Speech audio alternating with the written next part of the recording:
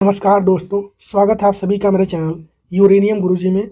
आज हम लोग यहाँ पर 29 अक्टूबर से बनने वाले करंट अफेयर को देखेंगे। मुझे जुकाम है थोड़ा सा, तो आवाज़ थोड़ा फंस के आए। बाकी चलिए स्टार्ट करते हैं आज का सेशन। पहला क्वेश्चन है कि हाल ही में घोषित राष्ट्रीय विज्ञान पुरस्कार 2025 के तहत विज्ञान और प्रौद्योगिकी में आजीवन योगदान के लिए मरणोपरांत विज्ञान रत्न पुरस्कार से किसे सम्मानित किया गया है? अंडर द रिसेंटली अनाउंस्ड राष्ट्रीय Vigyan Puraskar 2025 who has been posthumously awarded the Vigyan Ratna award for lifetime contribution to science and technology. तो किसको मिला है यह पुरस्कार? तो मिला है प्रोफेसर जयंत विष्णु नरलेकर को मिला है। इसको आपको ध्यान रखना है। तो हाल ही में प्रसिद्ध खगोल भौतिकीविद प्रोफेसर हैं ये, ठीक है, जयंत विष्णु नरलेकर। इनको मरणोपरांत अभी हाल ही में कुछ दिन पहले इनका डेथ हुआ था, ठीक है। इनको मरणोपरांत विज्ञान रत्न पुरस्कार 25 वाला इस बार दिया जा रहा है। अच्छा, विज्ञान रत्न पुरस्कार की बात करेंगे अगर हम लोग, तो इसकी शुरुआत 2024 में होती है। 23 में इसकी स्टार्टिंग की बात हुई थी, 24 में पहली बार दिया गया था। इसमें कुल 4 क्षेत्रों में पुरस्कार दिए जाते हैं। एक तो विज्ञान रत्न होता है, दूसरा विज्ञान श्री होता है, विज्ञान युवा शांति स्वरूप भटनागर एक ये होता है, विज्ञान युवा कह सकते हैं आप, और एक होता है विज्ञान टीम। तो ये 4 कैटेगरी में पुरस्कार दिया जाता है। फिलहाल विज्ञान रत्न वाला किसको मिला है? तो ये मिला है जयंत विष्णु नरलेकर को। चलिए मैं आप लोग कुछ और अवार्ड के बारे में रिवाइज करा देता हूँ यहाँ पर। तो एक तो आपका हो जाए ग्रैमी अवार्ड जो है 2025 वाला, किसको मिला है? ये चंद्रिका टंडन को मिला था। किसको मिला था? चंद्रिका टंडन को मिला है 25 वाला। अच्छा, इनके एल्बम का नाम अगर पूछे तो इनके एल्बम का नाम है त्रिवेणी। और वहीं पर प्रतिशत पुरस्कार की बात करेंगे 25 वाला लियू जियाकून को मिला है। ये किसको मिला है? लियू जियाकून को मिला है। ये कहाँ के रहने वाले हैं? चाइना के रहने वाले हैं, और आर्किटेक्चर के फील्ड में इस अवार्ड को दिया जाता है। अच्छा, इस बार रामसर पुरस्कार 25 वाला एक भारतीय को मिला है। उनका नाम क्या हो जाएगा? जयश्री वेंकटेशन,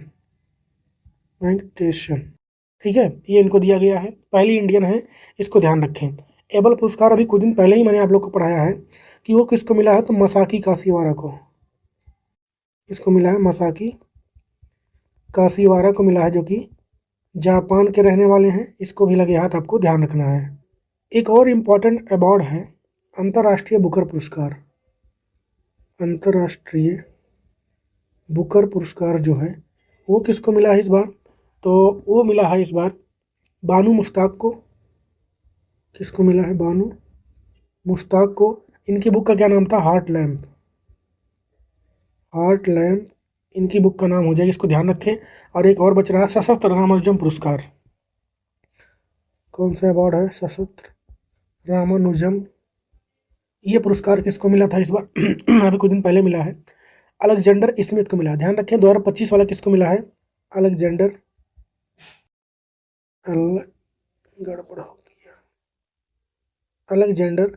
स्मिथ को मिला है। और 2024 वाला अलेक्जेंडर डन को मिला था। ये आपको ध्यान रखना है। तो ये कुछ और महत्वपूर्ण अवार्ड हो गए, इसको आप लोग ध्यान रखें। हम लोग बढ़ते हैं आगे। आप लोग कमेंट में छाप दीजिए कि इस बार का जो दादा साहब फाल्के अवार्ड है, अभी मतलब हाल ही में, ये किसको दिया गया है? अगला है कि हाल ही में ग्रीस में हुए यूरोपीय शतरंज क्लब कप 2025 में पुरुष और महिला वर्ग में व्यक्तिगत स्वर्ण पदक किसने जीता है? ठीक है, तो इसको जीता है भारत ने। दोनों ही कैटेगरी में भारत ने इसमें गोल्ड मेडल जीता है। मेल में डी गुकेश जीते हैं, डोमाराजू गुकेश, और महिलाओं में महाराष्ट्र की दिव्या देशमुख, ये भी भारतीय ही हैं। आंसर क्या हो जाएगा हमारा? बी हो जाएगा। तो हाल ही में ग्रीस में हुए यूरोपीय शतरंज, ये क्लब नहीं क्लच होगा, ये क्लच होगा। हाल ही में हुए ग्रीस में हुए यूरोपीय शतरंज क्लच कप 2025 में भारतीय खिलाड़ी डी गुकेश ने पुरुष वर्ग में और दिव्या देशमुख ने महिला वर्ग में व्यक्तिगत स्वर्ण पदक यानी गोल्ड मेडल जीत लिया है। ठीक है, आयोजन की बात करेंगे तो 40वां यूरोपीय शतरंज क्लच कप का और 29वां महिला यूरोपीय शतरंज क्लब कप का रोड्स ग्रीस में आयोजित किया गया है। पुरुष वर्ग में वही विश्व चैंपियन डी गुकेश ने की टीम ने जीता है। सुपर चेस इनकी टीम का नाम था। ठीक है, और इसके लिए खेलते हुए पहले बोर्ड का स्वर्ण पदक जीता। महिला वर्ग में बात करेंगे तो वही दिव्या देशमुख जीती हैं। सर्कल डी इनकी टीम का नाम था, इसको आपको ध्यान रखना है। बाकी दिव्या देशमुख की बात करें हम लोग, फोटो में आपको दिख रही हैं, ये अभी हाल ही में 88 नंबर की ग्रैंड मास्टर बनी थी और जो महिला चेस वर्ल्ड कप हुआ था, ठीक है, महिला शतरंज वर्ल्ड कप, महिला शतरंज वर्ल्ड कप 2025 वाला, इसको भी इन्होंने ही जीता था, दिव्या देशमुख ने। इसको आपको ध्यान रखना है।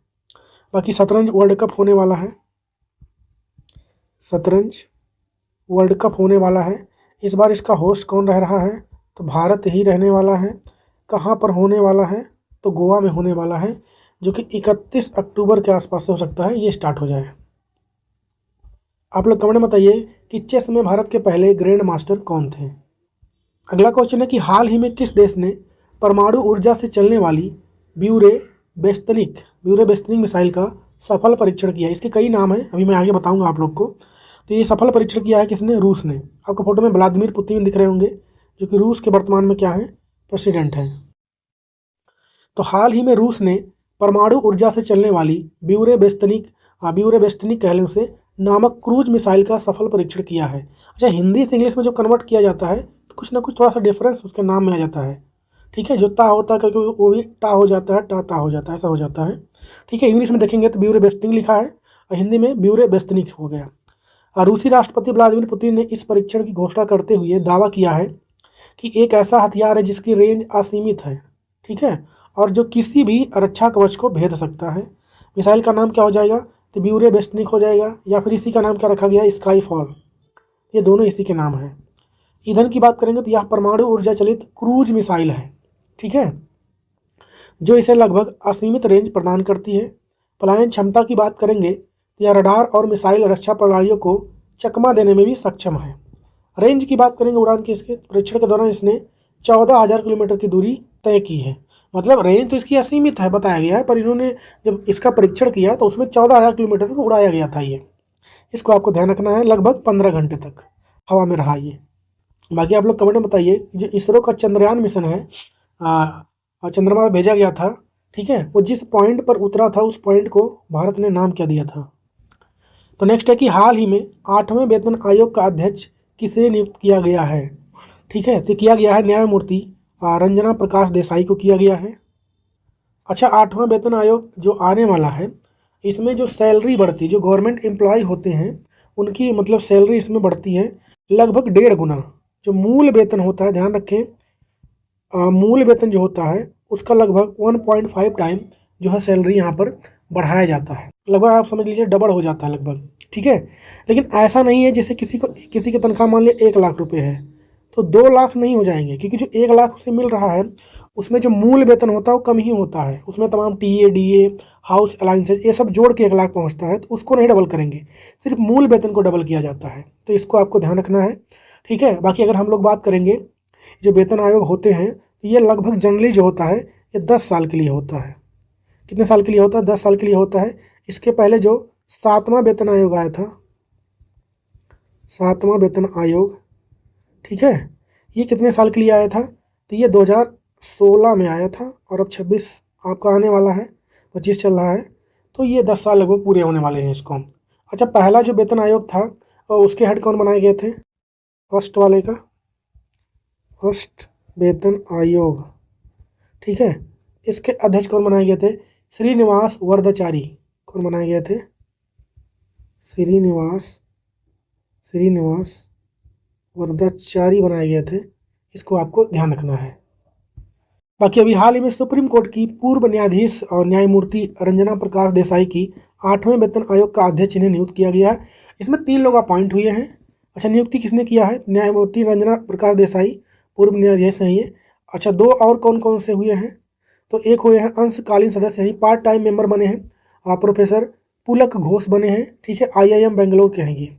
बाकी वहीं पर मेंबर सेक्रेटरी जो बने हैं, सदस्य सचिव बने हैं, पंकज जैन, ठीक है, ये पेट्रोलियम और प्राकृतिक गैस मंत्रालय में वर्तमान में सचिव थे, ठीक है। तो इन 3 मेंबरों की टीम को बनाई गई इस 8वें वेतन आयोग के लिए। कार्य क्या होने वाला है इनका? तो आयोग केंद्रीय कर्मचारियों और पेंशन भोगियों के वेतन भत्तों और पेंशन में बदलाव की समीक्षा और सिफारिशें करेगा। उद्देश्य की बात करेंगे, इस नियुक्ति का उद्देश्य केंद्र सरकार के कर्मचारियों के वेतन ढांचे और अन्य लाभों की समीक्षा करना है। इसको आपको ध्यान रखना है।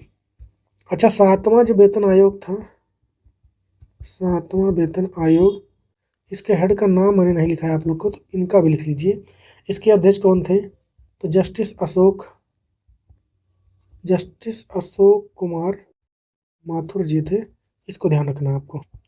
नेक्स्ट क्वेश्चन है कि हाल ही में भारत के किस राज्य में 4000 साल पुरानी हड़प्पा कालीन सराय की खोज हुई है? ठीक है, तो ये आपका गुजरात के कच्छ जिले में खोजा गया है। सराय क्या होता है? तो पहले के समय में जब लोग चलते थे तो गाड़ी मोटर तो थे नहीं चलने के लिए, तो काफ़ी दिनों तक पैदल ही ट्रेवल करते रहते। कि मान लिया रोड है तो पैदल ही, ये रोड मान लिया है तो पैदल ही लोग ट्रेवल करते थे। तो कुछ कुछ दूरी पर, और वो अपना जानवर जो मवेशी होते हैं, गाय भैंस बकरी, वो लेके चलते थे साथ में अपना सब कुछ, एक जगह दूसरी जगह। तो मान लिया यहाँ से स्टार्ट हुए, इतना दूर चलने के आए, तो यहाँ पर एक घर टाइप की जगह बनाया जाता था इनके ठहरने के लिए, इनके मवेशियों के भी ठहरने के लिए। उसे ही सराय बोला जाता था पहले। ठीक है, तो ये उसी की बात है। अभी ये खोजा गया है कहाँ पर? गुजरात के कच्छ में खोजा गया है और इसे हड़प्पा कालीन बताया जा रहा है। हाल ही में पुरातत्वविदों ने गुजरात के कच्छ जिले में जो नाम है उस जगह का, कोटडा भादली, इस जगह पर 4000 साल पुरानी हड़प्पा सभ्यता की एक सराय, ठीक है, कारवा सराय की खोज हुई है। अच्छा, खोज का स्थान वही गुजरात कच्छ हो जाएगा। ये नाम आप ध्यान रखें, कोटडा बादली। क्या नाम हो जाएगा ये? कोटडा बादली। ठीक है, जो कि हड़प्पा स्थल है।